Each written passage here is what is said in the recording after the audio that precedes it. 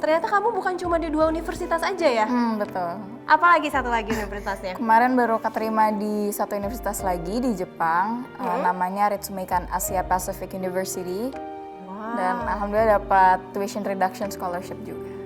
Dan dengan keterima di 3 universitas sekaligus itu ya aku benar-benar happy karena mimpi aku terwujud kan. Jadi untuk pagi aku biasa bangun jam 5 atau mungkin kalau ada ujian aku bakal bangun jam 4 terus belajar tuh sampai jam 6. Terus lanjut rutinitas pagi kayak mandi, terus sarapan, terus mulai sekolah.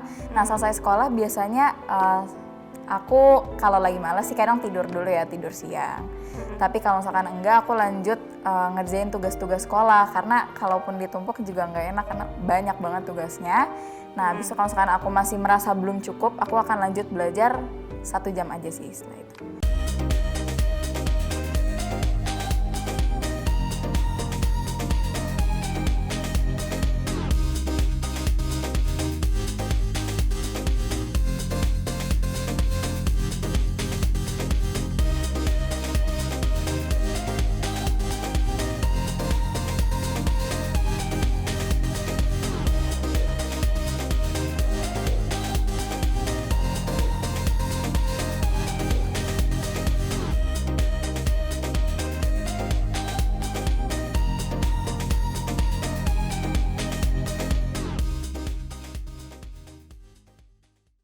Hai bunda-bunda, apa kabarnya? Semoga senantiasa sehat selalu ya. Senang sekali saya Azhara Masid yang pastinya hadir kembali untuk menjumpai bunda-bunda di rumah yang pasti di program kesayangan kita. Apalagi kalau bukan persembahan untuk bunda cerdas keluarga bahagia yang pastinya hanya di Mata Millennials Indonesia TV, Matanya Indonesia. Dan pastinya ya bun ya, selama 30 menit ke depan kami akan menyajikan informasi yang hangat, yang menarik disertai dengan narasumber yang juga luar biasa.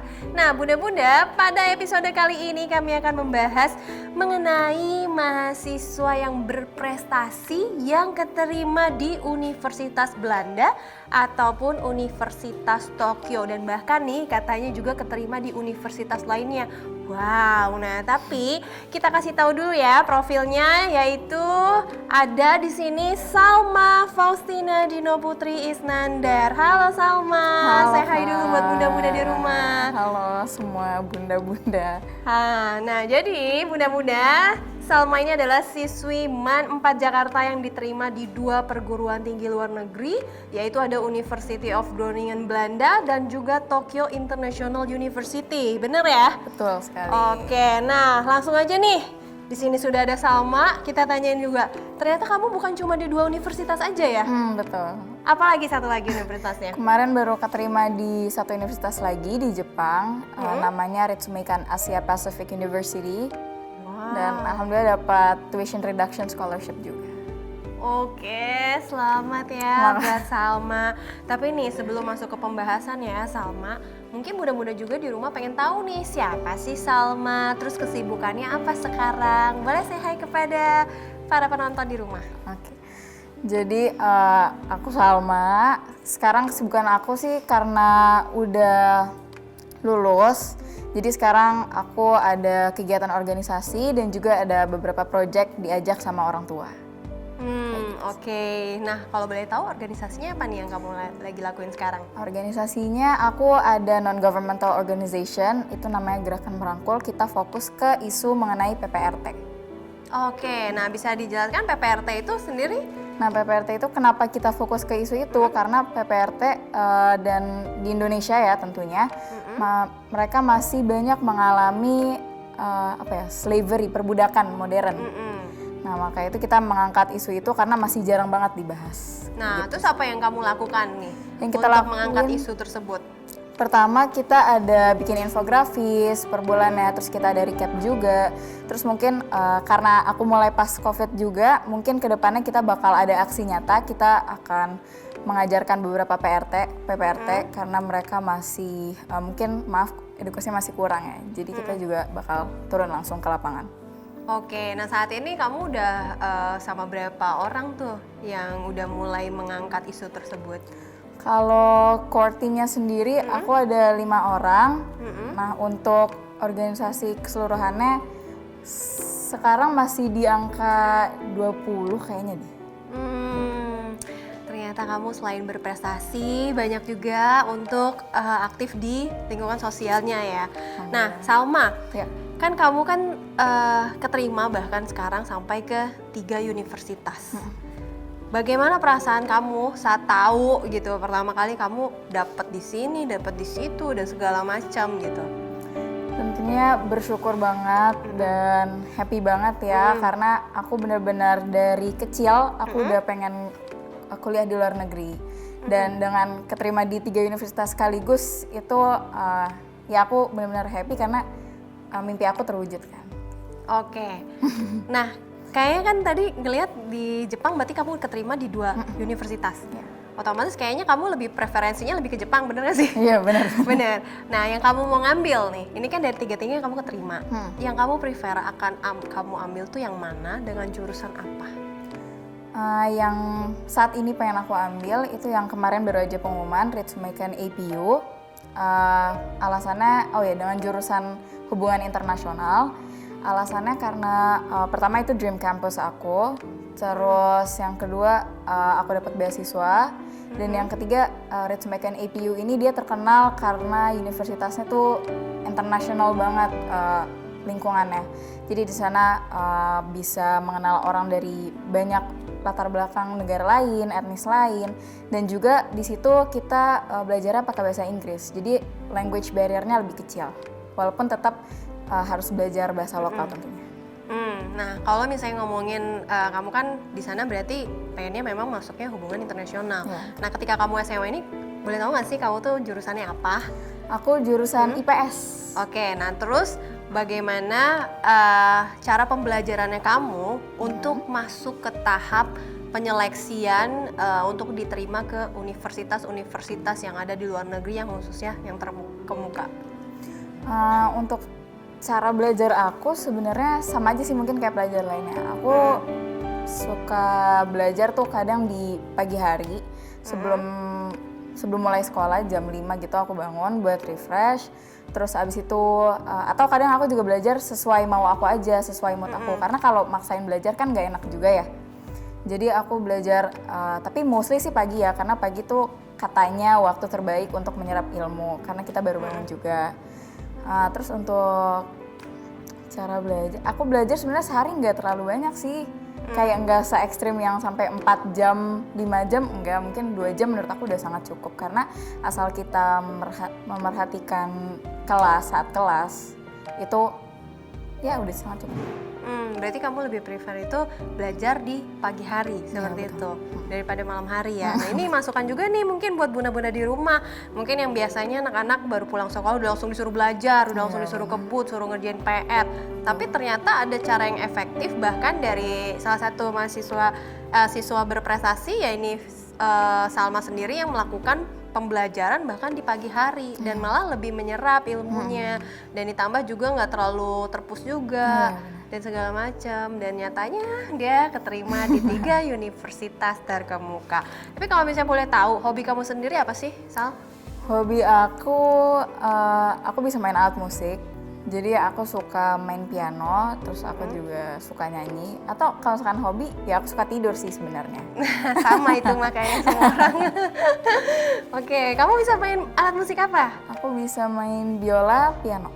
Nah, tapi sebenarnya nih ya Bun ya, ada beberapa riset yang mengatakan kalau misalnya anak-anak itu tumbuh kembangnya lebih cepat dan juga tingkat kecerdasannya lebih cepat juga. Nah, itu biasanya para orang tua mengajarkan mereka atau bahkan memberikan pendidikan khusus atau kayak course gitu untuk melatih otak sebelah kanan. Nah, itu bisa mempercepat tingkat kecerdasannya. Karena kan kalau otak kiri itu lebih kepada kita sendiri yang belajar pendidikan. Nah, itu harus balance supaya anaknya semakin lebih pintar lagi dan bahkan lebih cerdas kayak Salma. Kalau cita-cita, Sal, kamu pengen jadi apa sih? Aku cita-cita pengen jadi diplomat. Untuk sekarang ya. Mungkin nanti di masa depan bakal berubah, cuma untuk sekarang aku pengen jadi diplomat. Oke, tujuan kamu pengen jadi diplomat apa sih? Misalnya apakah memang pengen bangsa Indonesia semakin lebih maju kah? Pengen apa segala macam, bisa diceritain nggak sih? Sebenarnya mimpi aku untuk jadi diplomat tuh udah dimulai dari kecil, dari SD bahkan. Saat itu mungkin pikiran aku baru pengen kayak traveling sekaligus mempromosikan Indonesia. Cuma kan nyatanya nggak segampang itu ya, harus ada tes-tes, bahkan ada penyeleksian juga. Nah, semakin besar aku jadi pengen jadi diplomat tuh karena ingin mengerti gimana sih diplomasi itu, proses diplomasi antar negara. Dan juga tentunya mempromosikan Indonesia sih. Oh, berarti kamu lebih suka belajar multikultural ya? Dari Benar, berbagai benar macam bangsa, diserap ilmunya, kulturnya bagaimana, dan mungkin bisa diimplikasikan kepada bangsa kita agar lebih maju misalnya seperti negara-negara luar, Ya, betul tidak betul, sama? betul. Nah, ngomong-ngomong nih, kamu kan sekarang udah lulus ya, berarti dari MAN 4 ya. Kamu selama di SMA sendiri, kamu tuh termasuk orang yang suka dapet ranking apa enggak sih? Iya, dari kelas 10 aku ranking. Selalu ranking terus? Iya, ranking terus. Nah, top 3 sih. Top 3. Nah, itu kan lumayan ya. Misalnya kalau orang lihat kayaknya kalau anak-anak berprestasi yang dapat ranking terus tuh itu pasti belajarnya juga sulit apa segala macam. Nah, tapi kalau kamu sebenarnya kalau di sekolah itu anaknya yang seperti apa sih, Salma? Kalau di sekolah, aku orangnya nggak yang benar-benar belajar terus. Aku juga ikut ekskul ya bahasanya. Bahkan aku ikut 2 ekskul. Dan aku menjadi badan pengurus harian juga di 2 ekskul tersebut. Jadi aku aktif di akademik dan juga non akademik. Jadi karena dalam sekolah harus balance juga kan ya, social life, terus academically, tapi juga tetap harus terjaga karena tujuan kita sekolah ya untuk belajar. Nah, boleh tahu ekskulnya apa sih yang kamu lagi jalanin waktu pas kemarin? Ekskulnya yang pertama aku jadi ketua di ekskul namanya Kolstra, itu ekskul musik, tapi dia ada kolaborasi antara alat tradisional sama yang modern sama band gitu. Terus yang kedua akustik, musik dua-duanya sih. Oh, dua-duanya musik. Kenapa kamu gak jadi penyanyi aja? Aduh, nggak dulu. Pecinta seni gitu, atau memang itu berarti hobi kamu ya? Iya. Lebih ke hobi. Hobi benar. Nah, kalau dari kecil sendiri, apakah kamu udah sering mengikuti lomba dan bahkan misalnya memenangkan lomba ataupun misalnya menjadi anak yang berprestasi juga sedari kecil gitu sebelum kamu masuk tahap SMA ya? Nah, itu pernah nggak sih? Dan apa aja nih yang sudah kamu raih? Oke. Kalau lomba, mungkin aku lebih aktif secara non-akademik. Dari kecil, ya kalau anak TK dulu kan lomba senam atau lomba kolase ya. Itu dulu aku udah ikutan. Nah, semenjak SMA masih ikut beberapa lomba non-akademik juga, lomba nyanyi. Tapi buat kuliah nih, mau nggak mau kan harus ikut lomba akademik juga ya, karena itu masuk ke dalam CV dan juga penilaian dari admission university-nya. Jadi kayaknya mulai SMA deh aku baru ikut lomba-lomba akademik. Nah itu dia nih Bun ya, ternyata menjadi mahasiswa atau siswa, khususnya siswa berprestasi, anak-anak berprestasi juga tidak segampang itu. Banyak juga aktivitas yang mereka lakukan. Nah tapi untuk mengetahui gimana sih caranya Salma bisa mendapatkan universitas-universitas terkemuka, nah kita akan break sebentar ya Salma ya. Jadi buat Bunda-Bunda jangan kemana-mana, tetap di persembahan untuk Bunda.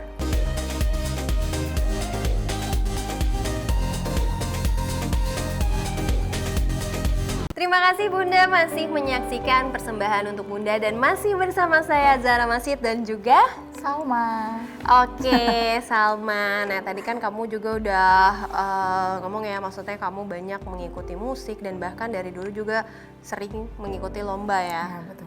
Nah tapi kalau sejauh ini udah pernah dapat juara-juara gitu nggak sih di luar dari akademik ya? Misalnya tadi kan akademik kamu selalu dapat ranking. Nah kalau non akademiknya sendiri gimana Salma? Kalau buat non-akademik, mungkin pas SMA ya, aku pernah menang lomba nyanyi.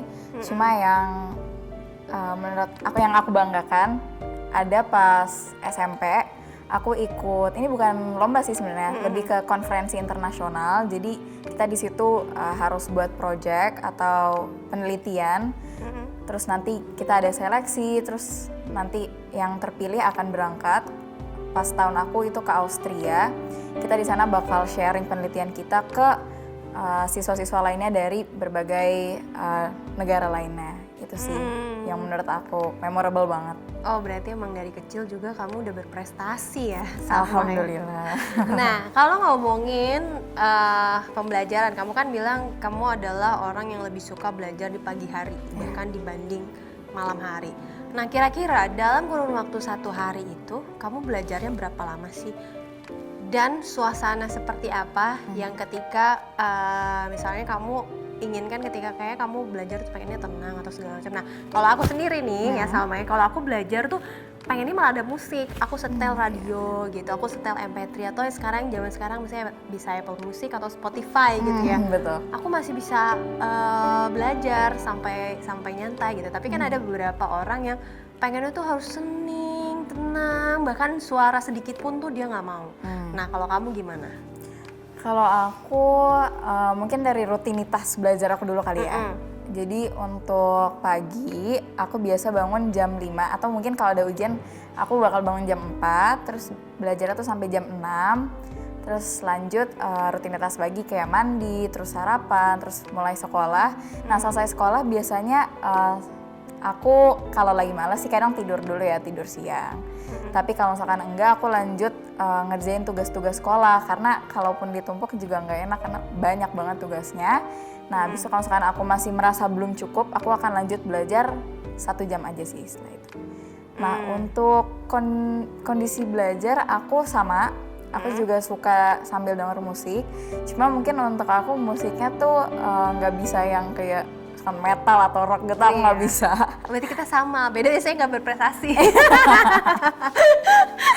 Oh gitu ya? Iya, sama kayak gitu. Dan atau kadang aku suka lebih pakai instrumental sih, karena takutnya kalau musik biasa aku denger jatuhnya malah karaoke. Kasihkan, ya. Iya, betul. Oke, nah sebenarnya berarti itu adalah hal yang efektif ya menurut kamu. Efektif. Misalnya pulang sekolah kamu mereview tugas-tugas, kemudian ketika misalnya ada ujian atau segala macam kamu bangun lebih pagi untuk menyerap ilmu-ilmu atau misalnya kamu pengen baca buku atau segala macam hafalan itu lebih enak di pagi hari seperti itu. Nah, ngomongin soal universitas nih ya, tadi kan habis ngebahas soal kamu nih. Kalau ngomongin soal universitas, kamu daftar universitas itu apakah memang cuman yang 3 itu aja yang kamu daftar, ataukah kamu juga mendaftar kemana-mana juga sama? Aku daftar ke 3 universitas itu aja sih memang. Tujuan aku 3 universitas itu, pertama University of Groningen, terus yang kedua Tokyo International University, dan Ritsumeikan APU. Emang tujuan aku 3 itu aja. Nah, alasan kamu kenapa memilih 3 universitas tersebut? Alasannya apa? Kalau yang Groningen ini sebenarnya aku iseng-iseng daftar aja sih, karena ada teman aku daftar, terus abis itu ternyata prosesnya nggak seribet itu, jadi aku juga coba daftar dan alhamdulillah keterima.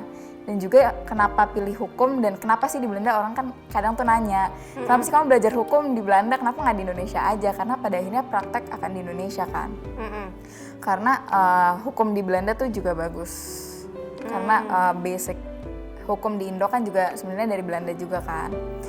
Nah, terus untuk yang di Jepang, yang di Tokyo International University dan Ritsumeikan APU, sebenarnya 2 alasan besarnya karena bahasa pengantarnya bahasa Inggris. Jadi seperti yang aku bilang tadi, language barrier-nya lebih kecil dan mungkin akan lebih enjoy juga. Tapi kalau boleh tahu kan kamu udah lulus juga. Ya. Kamu ada keinginan daftar juga nggak sih? Cuma sebatas misalnya iseng atau kayak pengen tahu aja, walaupun kamu udah keterima nih di universitas termuka yang ada di luar. Misalnya kamu daftar di Indonesia juga nggak sih? Atau memang kayak ya udah aku udah diterima di luar negeri, ngapain gitu? Aku daftar juga atau gimana? Sebenarnya aku dapat slot SNMPTN waktu itu. Cuma waktu itu sempat ragu juga sih, kayak ambil atau ngundurin diri ya, karena ada beberapa teman aku yang daftar ke universitas luar negeri, mereka juga mengundurkan diri. Nah, cuma pas itu aku merasa kayak coba aja lah, nothing tulus, kalaupun keterima SNM ya udah berarti emang ditakdirkan untuk di Indonesia. Cuma ternyata mungkin pilihan aku juga yang agak gila ya, milihnya universitas yang sangat populer dan nggak keterima, jadi gaspol luar negeri langsung. Dan kamu langsung diterima tiga-tiganya. Nah, kalau dari tahap penseleksian, susahan mana? Indo berarti kan kamu udah pernah nyoba kan yang senam PTN dengan yang ada di luar negeri yang 3 universitas tersebut. Mungkin beda ya. Yang menurut aku susah di luar negeri itu karena kita harus bikin esai. Esai itu berpengaruh sangat besar dalam proses seleksi. Terus juga kita walaupun kan kalau di Indonesia ada UTBK, SBMPTN itu juga tes-tes. Nah, untuk luar negeri, aku juga harus mengikuti tes. Ada namanya SAT ataupun Cambridge Exam. Menurutku sama sulitnya sih dua-duanya. Sama sulitnya ya, Iya, dua-duanya. Tapi kamu bisa menjebol 3 universitas terkemuka yang ada di luar negeri. Nah, tadi kan kamu juga sempat bilang program Cambridge. Nah, mungkin banyak muda-muda juga di rumah yang masih nggak tahu, masih awam, atau mungkin banyak anak-anaknya juga yang lagi nonton sekarang nih persembahan untuk muda tapi kayak bingung. Nah, kamu mungkin bisa kasih info mungkin buat muda-muda di rumah seperti apa sih program Cambridge itu? Kalau program Cambridge sendiri bedanya dari kelas reguler, kita belajar di kurikulum Cambridge dan tentunya kita belajar major pakai bahasa Inggris. Bedanya itu sih, dan menurut aku ya Cambridge ini lebih sulit karena kita belajar lebih dalam tentang suatu topik. Tapi menurut aku jauh lebih bermanfaat juga. Nah, kamu belajarnya itu kayak gimana sih? Maksudnya kayak belajar esainya kan karena kan nggak semua SMA di Jakarta apalagi ya itu menggunakan bahasa Inggris gitu kan, otomatis kan ada beberapa anak yang memang belajar bahasa Inggris juga secara otodidak dan segala macam. Nah, untuk kamu sendiri itu gimana? Dan sampai kamu bisa lolos tahap seleksi itu kan berarti kan kemampuan kamu untuk mengikuti secara tahap administratif itu nggak bisa disamakan sama orang-orang pada umumnya juga, misalnya khususnya yang tidak mengetahui informasi tersebut ya. Nah, itu gimana Salma? Kalau aku jadi pas SMP, aku belajar tuh pakai kurikulum nasional juga, jadi lumayan culture shock juga pas SMA, tentunya struggling dulu awal kelas 10. Nilai aku tuh beberapa ada yang cukup jelek dan mungkin apa ya, kalau misalkan ada kemauan menurut aku itu pasti bisa sih. Kayak gitu. Intinya ada kemauan, jadi Iya, kamu benar. berarti terus-terusan belajar, Betul. mengikuti kurikulum, maupun mata pelajarannya juga kamu ikutin. Tapi kalau ngomongin kita pelajaran, kamu paling suka pelajaran apa sih? Waduh, ini tricky banget sih. Semenjak SD, pelajaran favorit aku tuh bahasa Inggris. Cuma SMA susah banget bahasa Inggrisnya. Jadi untuk sekarang mungkin pelajaran favorit aku sosiologi. Oke, sosial ya, anak sosial ya berarti. Iya, sosial banget. Nah, terus kamu mendapatkan informasi ketiga universitas ini itu kamu gimana? Ataukah memang dapat dari sekolahan? Atau memang kamu research, browsing segala macam? Atau mungkin kamu dapat invitation gitu? Bisa diceritain nggak sih? Kalau misalkan proses admission itu emang kita harus secara individu, sendiri-sendiri. Kebetulan aku juga dibantu, aku ada agent juga, jadi mereka ngasih informasi. Cuma untuk proses seleksi itu full harus kita yang menjalankan, kayak gitu sih. Dan beberapa kayaknya ada sih universitas dari luar, mereka sebar broadcast mungkin ya ke WhatsApp group gitu biasanya. Berarti kamu benar-benar mengikuti, terus habis itu kamu tahap penyeleksian juga benar-benar kamu ya memang udah di luar kepala juga ya. Benar. Nah, terus kalau ngomongin esai, kamu ngebahas apa sih? Kalau ini esai buat kuliah ya? Iya, yang untuk kuliah. Oke. Kalau esai buat kuliah sebenarnya tergantung tiap universitas. Cuma mostly mereka bakal minta kita jelasin tentang diri sendiri, terus background kita tuh seperti apa sih, kesibukan kita currently itu apa, dan yang paling penting mereka tuh pengen lihat kita sebenarnya future plan kita tuh apa sih, karena nggak mungkin kan mereka menerima murid yang nggak tahu nih kedepannya mau ngapain.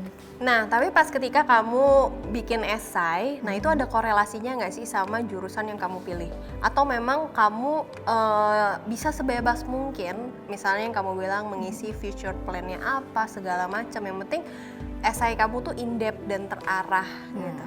Gimana? Tentunya kalau buat esai kita harus korelasikan between future plan kita sama jurusan yang mau kita pilih. Karena kalau misalkan nggak nyambung kan mereka juga bingung. Jadi ini anak kedepannya mau jadi apa dan kenapa sih dia malah milih major ini? Gitu. Jadi emang harus jelas tujuannya apa, dan kayaknya kalau misalkan udah tahu future plan, udah aman sih. Itu kamu berapa banyak esai? Berapa halaman? Kalau universitas mereka sebenarnya nggak minta banyak-banyak. Mungkin satu halaman itu ada beberapa pertanyaan. Jadi satu prompt itu kadang 250 kata.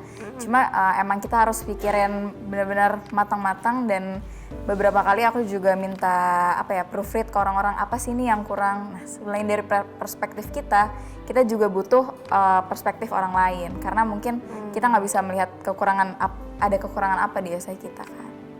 Oke, nah selanjutnya itu kan berarti kamu tuh sangat berkorelasi antara topik yang kamu pilih dan juga dengan future plan-nya. Nah, tiga-tiganya tersebut itu kamu benar-benar diterima dilihat dari esainya aja? Atau ada tahap administratif lainnya selain dari esai? Selain dari esai tentunya academically itu juga ngaruh. Mereka juga set minimal skor gitu, mungkin dari rapot, terus dari hasil tes yang aku bilang SAT itu juga ada. Jadi itu sih, jadi harus balance keduanya sebenarnya. Sama mereka juga yang terpenting, mereka juga lihat kegiatan organisasi. Berarti otomatis mereka ngelihat juga dong, misalnya grammarnya tuh harus tepat atau enggak pas di esainya. Iya benar. Berarti memang harus bisa bahasa Inggris ya, iya, harus bener, mampu. bener. Aduh, makanya buat bunda-bunda di rumah nih, yang anaknya misalnya lagi sekolah atau segala macam gitu, misalnya lagi nonton movie Hollywood atau segala, udah biarinin aja gitu, belajar bahasa Inggris harus dari kecil, karena ketika kalau udah besar udah telat dan bahkan udah ketinggalan.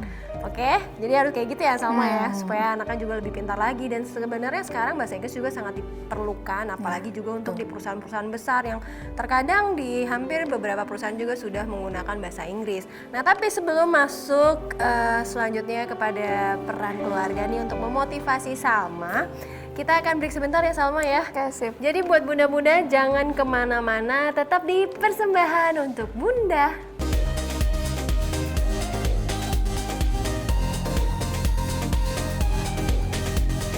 Terima kasih bunda-bunda masih setia di dalam program Persembahan untuk Bunda, dan masih bersama saya Azahra Masid dan juga Salma Faustina. Oke, nah Salma, tadi kan ngebahas soal memang harus pintar berbahasa Inggris khususnya. Itu ada skornya minimal nggak sih? Ada. Tiap universitas beda-beda kah? Iya, Atau beda-beda. sama? Kamu bisa ceritain nggak sih buat bunda-bunda di rumah? Kalau di luar negeri tentunya yang akan membantu kita kayak language-nya kan bahasa Inggris nih. Nah, jadi dia ada beberapa tes, ada TOEFL, ada IELTS. Cuma yang lebih universal itu IELTS yang bisa diterima di mana-mana. Nah, untuk skor sendiri, jadi dia tuh maksimal skornya 9. Nah, untuk minimalnya tergantung sih, ada yang 5,5, ada yang 6. Tapi kalau misalkan mau mencari aman, biasanya nih kalau di Eropa mereka kadang suka minta lebih tinggi, 6,5 atau bahkan 7. Jadi kalau mau aman sebenarnya 6,5 atau 7 itu udah oke banget. Nah, kalau untuk kamu sendiri IELTS-nya berapa? Aku IELTS-nya 7,5. Tapi memungkinkan nggak sih Salma, misalnya ada orang atau ada anak-anak bunda-bunda yang ada di rumah nih yang bertekad, berkeinginan untuk kuliah di luar negeri gitu, tapi dari segi bahasa Inggrisnya misalnya masih kurang gitu, tapi ya pasif lah kasarnya. Itu masih bisa memungkinkan gak sih untuk dia bisa mengikuti atau berkompetitif dengan yang lain-lain? Kalau dari kamu sendiri ya? Oke. Menurut aku bahasa Inggris, apalagi di era sekarang ini sangat-sangat krusial kan, karena kita udah globalisasi juga.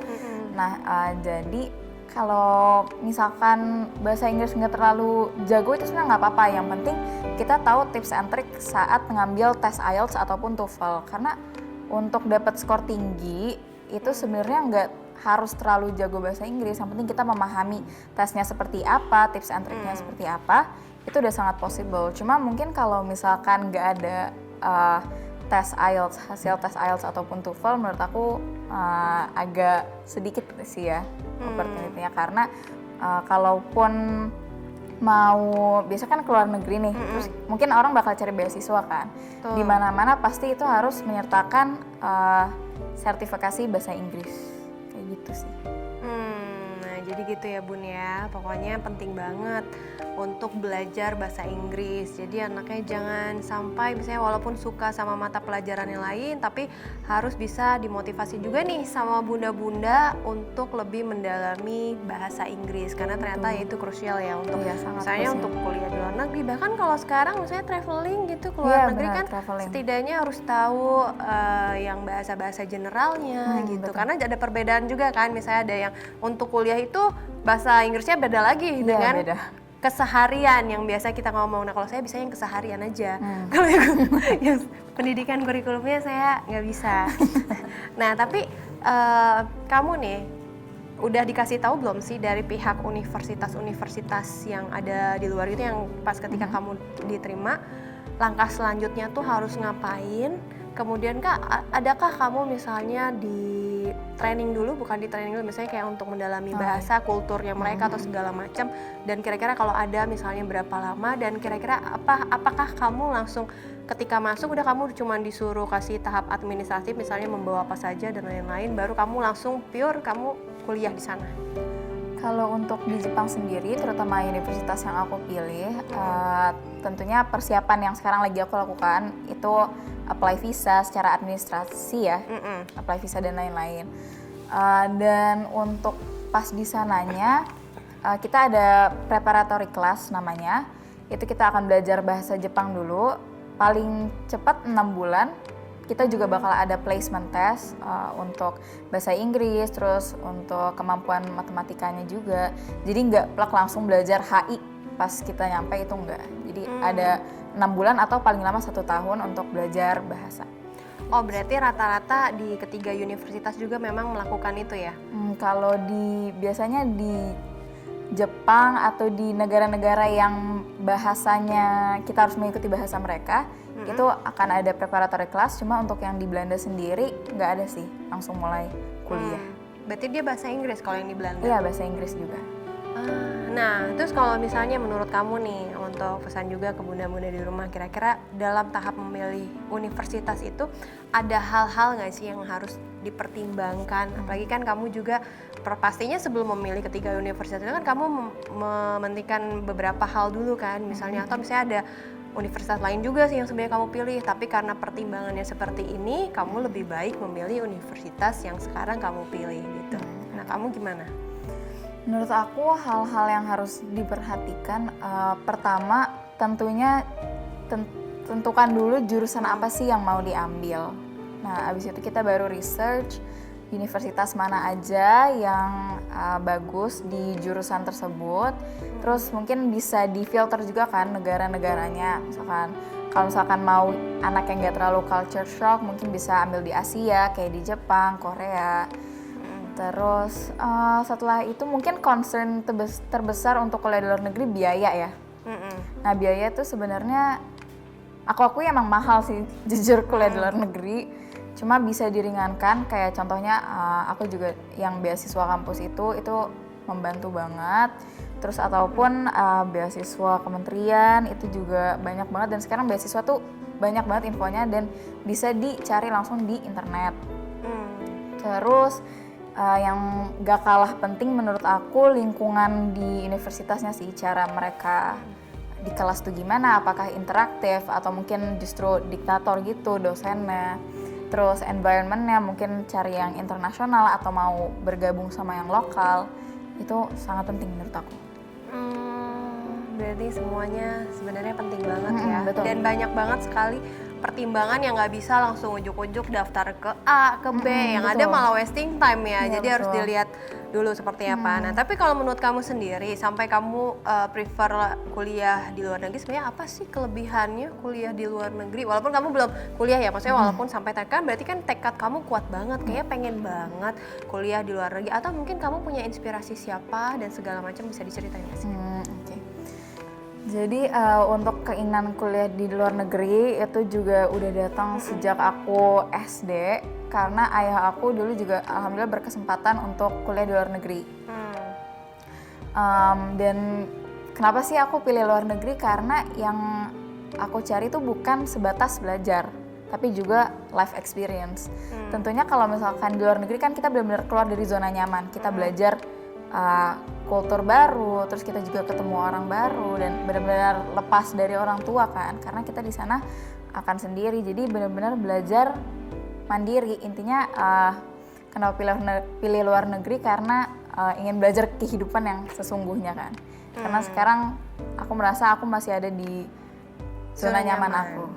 Oke, nah kita langsung ke orang tua nih. Papa mama gimana nih pas tahu kamu dapat di universitas, bukan hanya satu loh ya, tapi 3 universitas terkemuka. Reaksinya gimana? Mereka tentunya senang banget sih dan alhamdulillah bangga karena dari awal mereka juga yang terus motivasi aku dan nge-push aku buat kuliah di luar negeri. Jadi aku tuh awalnya pengen kuliah di Indonesia kan kayak teman-teman, cuma mereka bilang kayak udah luar negeri sana gitu, dan disupport, jadi ya udah sekalian aja. Oh, berarti memang sebenarnya paling penting adalah motivasi dari orang tua, ya, benar, dan benar juga banget. support system dari orang tua sehingga anak juga makin lebih bangkit lagi. Bahkan kamu sebenarnya pengennya tadinya kuliahnya di Indonesia aja ya. Awal-awal ya. Nah, terus kemudian bagaimana sih orang tua itu dalam mendidik kamu nih sehingga menjadi siswa yang berprestasi? Didikan mama papa gimana sih ke kamu tuh? Yang aku suka banget dari ayah bunda itu mereka nggak pernah maksa aku untuk belajar. Jadi mereka benar-benar membebaskan aku, kayak terserah deh kamu mau belajar atau enggak. Pokoknya yang penting ya kamu ada di rata-rata lah, di rata-rata lah, maksudnya nggak nyampe di DO atau apa. Itu mereka benar-benar membebaskan aku. Terus nggak pernah yang apa ya, mungkin orang tua lain ada yang nge-set schedule gitu, kamu jam segini belajar atau apa gitu. Mereka tuh yang aku suka, mereka nggak menuntut aku untuk jadi pintar juga gitu. Jadi mereka benar-benar membebaskan, dan supportnya menurut aku merasa sangat tersupport sih sama orang tua.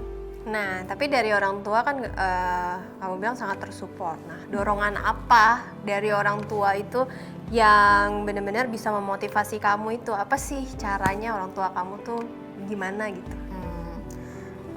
Kalau ayah bunda tentunya motivasi ya melalui kata-kata, terus abis itu juga somehow karena mereka nggak nge-push aku, jadi aku ngerasa termotivasi sendiri gitu, kayak aduh kalau misalkan nilai jelek malah ngecewain mereka, nanti gimana ya. Jadi aku lebih, karena mereka membebaskan, justru aku jadi mempressure diri aku sendiri gitu sih. Jadi kayak kamu tuh diberikan tugas dan tanggung Iya, jawab benar. supaya lebih mandiri lagi untuk kamu bisa belajar, terus habis itu bahkan mempelajari hal-hal yang baru. Termasuk kalau bermain musik juga itu dari mama papa atau memang keinginan kamu sendiri? Awalnya dari ayah bunda, cuma makin lama aku jadi makin enjoy juga dan jadi suka juga deh. Nah, itu yang paling penting ya Bun ya, adalah peran dari orang tua. Karena ketika orang tua sudah memberikan tugas dan tanggung jawab secara mandiri kepada anak, mungkin anak akan merasa juga tidak enak kan ketika misalnya nanti nilainya jelek atau segala macam. Jadi malah bukan jadi bebas, tapi sebenarnya malah jadi harus lebih bertanggung jawab lagi ya. Benar. Nah, itu ya Bun ya yang paling penting. Dan ngomongin soal dari sekian banyak aktivitas yang kamu lakukan, kamu masih punya waktu bermain gak sih sebagai siswa berprestasi gitu? Tentunya masih banget, karena kalau misalkan belajar mulu atau kegiatan organisasi mulu kayaknya bakal gila.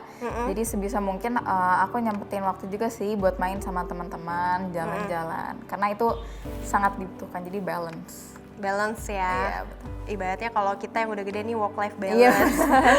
Work life balance gitu, jangan sampai ketinggalan kerjanya atau kuliahnya atau belajarnya.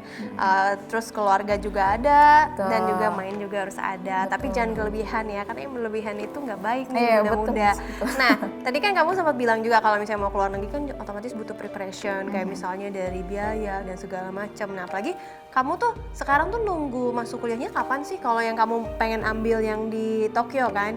Aku yang di APU. Yang di APU. Nah, itu kamu kapan mulai masuknya? Aku Perkiraan? mulai masuknya September, cuma harus kayaknya berangkat sih pertengahan Agustus.